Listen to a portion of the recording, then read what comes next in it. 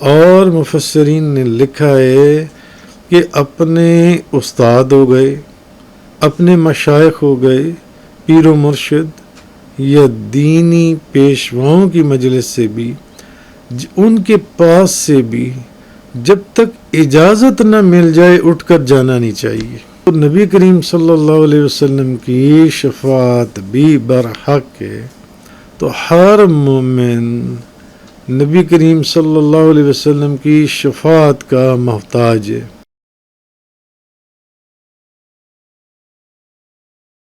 انما المؤمنون الذين آمنوا بالله ورسوله وإذا كانوا معه على أمر جامع لم يذهبوا حتى يستأذنوه۔ مومنین صرف وہی ہیں جو اللہ اور اس کے رسول پر حقیقتاً ایمان رکھتے ہیں، اور جب وہ کسی مجتمع ہونے والی مہم میں رسول کے ساتھ ہوتے ہیں تو ان کی اجازت کے بغیر کہیں نہیں جاتے۔ بے شک جو لوگ آپ سے اجازت طلب کرتے ہیں وہی حقیقت میں اللہ اور اس کے رسول پر ایمان رکھتے ہیں۔ ان الذین یستأذنونک اولئک الذین یؤمنون باللہ ورسولہ، بے شک جو لوگ آپ سے اجازت طلب کرتے ہیں وہی حقیقت میں اللہ اور اللہ کے رسول پر ایمان رکھتے ہیں۔ فَإِذَا اسْتَأْذَنُوكَ لِبَعْضِ شَأْنِهِمْ فَأْذَن لِمَنْ شِئْتَ مِنْهُمْ وَاسْتَغْفِرْ لَهُمُ اللَّهَ إِنَّ اللَّهَ غَفُورٌ رَحِيمٌ۔ پس جب وہ اپنے کسی کام کے لیے آپ سے اجازت طلب کریں تو آپ ان میں سے جس کو چاہیں اجازت دے دیں اور ان کے لیے اللہ سے مغفرت طلب کریں، بے شک اللہ بخشنے والا بے حد رحم فرمانے والا ہے۔ مفسرین نے فرمایا کہ رسول اللہ صلی اللہ علیہ وسلم جمعے کے دن جب ممبر پر خطبہ دے رہے ہوتے اور اس وقت کوئی شخص اپنے کسی کام یا کسی ضرورت کی بنا پر مسجد سے جانا چاہتا، جب حضور خطبہ دے رہے ہوتے جمعے والے دن اور کوئی شخص اپنے کسی کام سے جانا چاہتا تو وہ اللہ کے رسول کے سامنے کھڑا ہو جاتا، تو آپ اس کو دیکھ کر جان لیتے کہ یہ شخص اجازت لینے کے لیے کھڑا ہوا ہے، پھر آپ ان میں سے جس کو چاہتے اجازت دے دیتے، جس کو آپ چاہتے اس کو آپ اجازت دے دیتے۔ تو یہاں سے ایک چیز ہمیں یہ پتہ چلی کہ نبی کریم صلی اللہ علیہ وسلم کی مجلس پاک کا ادب یہ ہے کہ وہاں سے اجازت کے بغیر نہ جایا جائے۔ جب تک حضور سے اجازت نہ لے لی جائے وہاں سے نہیں جا سکتے۔ یہ نبی کریم صلی اللہ علیہ وسلم کی مجلس کا ادب ہے۔ اسی لیے اب بھی جو لوگ آپ دیکھیں مدینہ منورہ میں حاضر ہوتے ہیں اور رخصت کے وقت وہ لوگ الوداعی سلام کرتے ہوئے اجازت طلب کرتے ہیں کہ یا رسول اللہ ہمیں جانے کی اجازت فرمائیے۔ آج بھی جو لوگ مدینہ منورہ میں حاضر ہوتے ہیں وہ الوداعی سلام، الوداعی حاضری دیے بغیر، الوداعی اجازت لیے بغیر وہاں سے نہیں آتے، اجازت لیتے ہیں۔ تو اس آیت سے ہمیں دربار رسول اللہ صلی اللہ علیہ وسلم یعنی دربار رسول کا ادب بھی پتہ چل گیا کہ آنا بھی اجازت لے کر ہے اور جانا بھی اجازت لے کر ہے۔ یہ اللہ نے یہ آداب سکھائیں جون سے، جیسا کہ غلاموں کا اپنے مولا کے دربار میں طریقہ ہوتا ہے تو سلطان کونین جو کہ دو جہانوں کے دربار کے آداب خود رب تعالیٰ سکھاتا ہے،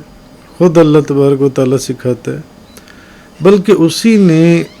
اللہ ہی نے اپنے محبوب کے دربار کے ادب کے قوانین جو ان سے ہیں وہ بنائی ہیں، اور نبی کریم صلی اللہ علیہ وسلم اجازت دینے میں یا نہ دینے میں مختار ہیں۔ اللہ نے ان کو مختار بنایا ہے، جس کو چاہیں، اس میں کیا فرمایا گیا، جس کو چاہیں اجازت دے دیں، حضور کی مرضی ہے، جس کو چاہیں اجازت دے دیں۔ تو نبی کریم صلی اللہ علیہ وسلم کی شفاعت بھی برحق ہے کہ اللہ نے نبی پاک صلی اللہ علیہ وسلم کو شفاعت کا حکم دیا ہے۔ تو اللہ تعالیٰ اصل میں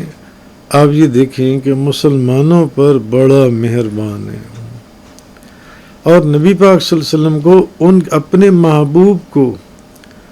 مسلمانوں کے اوپر اللہ بھی بڑا مہربان ہے کہ اپنے محبوب کو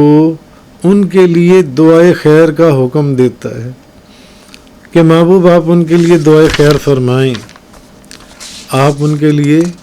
دعائے خیر فرمائیں جو ان سے، اور ان کے لیے اللہ سے معافی مانگو، یعنی محبوب مسلمانوں کے لیے آپ دعا مانگیں، ان کے لیے دعائے خیر کا حکم دیا۔ تو ہر مومن نبی کریم صلی اللہ علیہ وسلم کی شفاعت کا محتاج ہے۔ صحابہ کرام جو اولیاء اللہ کے سردار ہیں، ان کے متعلق شفاعت کا حکم دیا گیا تو پھر اوروں کا کیا کہنا؟ جب صحابہ کرام کے متعلق یہ فرمایا گیا کہ آپ ان کے لیے بھی دعا فرمائیے جو ان سے، تو معلوم یہ ہوا کہ افضل یہی ہے کہ جب آپ سرکار صلی اللہ علیہ وسلم کی بارگاہ میں حاضر ہو جائیں تو پھر اجازت طلب نہ کریں۔ اور مفسرین نے لکھا ہے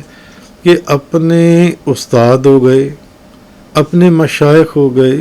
پیر و مرشد یا دینی پیشواؤں کی مجلس سے بھی، ان کے پاس سے بھی جب تک اجازت نہ مل جائے اٹھ کر جانا نہیں چاہیے۔ اللہ نے تو یہاں فرما دیا نا قرآن کریم میں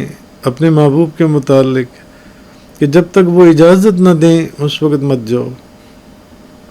اور ان کی مرضی ہے، جس کو چاہیں اجازت دے دیں، ان کی اجازت کے بغیر جانے کا۔ تو مفسرین نے لکھا کہ اپنے علماء ہوں یا مشائخ ہوں، پیر و مرشد ہوں، دینی پیشوا،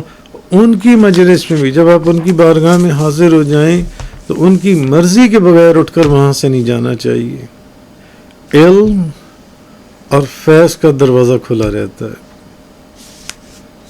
تو یہ چیز، تو بہرحال اس آیت کا شان نزول یہ بھی فرمایا گیا کہ جب ابو سفیان قریش مکہ اور کچھ اور قبیلوں کو لے کر، عرب کے قبیلوں کو لے کر اس نے مدینہ منورہ کے اوپر حملہ کیا، تو نبی پاک صلی اللہ علیہ وسلم نے مدینہ منورہ کے ارد گرد خندق کھودنے کا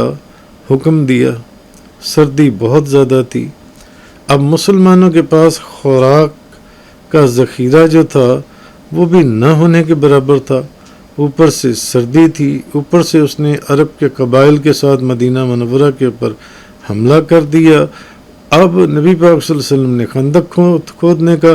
حکم دیا۔ اب پیٹ بھر کر کسی کے پاس کھانا موجود نہیں تھا جو ان سے، تو اب نبی پاک صلی اللہ علیہ وسلم کے حکم پر آپ کے غلام تو خندق کھودنے میں مصروف تھے، بھلے بھوکے تھے، کھانا نہیں تھا موجود۔ جو منافق تھے، منافق آنکھ بچا کر چپ کے وہاں سے اب بظاہر تو وہ کلمہ پڑھتے تھے، ساتھ کھڑے ہوئے تھے، ساتھ بیٹھتے تھے، چپ کے وہاں سے کھسکنے لگے، یا چھوٹے یا جھوٹے قسم کے عذر پیش کرنے لگے کہ ہمیں ذرا یہ کام ہے، ہم نے اس کام جانا ہے، ہم نے فلاں بڑے ضروری کام جانا ہے، ہمیں جانے کی اجازت چاہیے۔ تو تب یہ آیت نازل ہوئی، یعنی اہل ایمان جو ہیں ان کا یہ کام نہیں ہے کہ، اور وہ عام حالت میں بھی یہ کام نہیں ہے کہ بغیر اجازت کے وہاں سے نکل جائیں۔ تو اور ایسے وقت میں جب کہ ایک جنگ کے حالات ہیں، ان حالات میں وہاں سے نکل جانا اور بغیر اجازت حاصل کیے وہاں سے غائب ہو جانا جو ان سے، یا جھوٹے بہانے بنا کر وہاں سے نکلنے کی کوشش کرنا، تو اس چیز کی اجازت نہیں دی گئی۔ اسی لیے مفسرین نے، علماء نے لکھا کہ علماء کی مجلس میں سے بھی اور مشائخ کی مجلس میں سے بھی، پیر و مرشد کی مجلس میں سے بھی، دینی پیشواؤں کی مجلس میں سے بھی، جب آپ آ گئے ہیں تو بغیر اجازت آپ کو واپس نہیں جانا چاہیے۔ وآخر دعوانا ان الحمد للہ رب العالمین۔ تفسیر قرآن کا یہ لیکچر انگلش میں سننے کے لیے براہ کرم ڈسکرپشن میں موجود لنک پر کلک کریں۔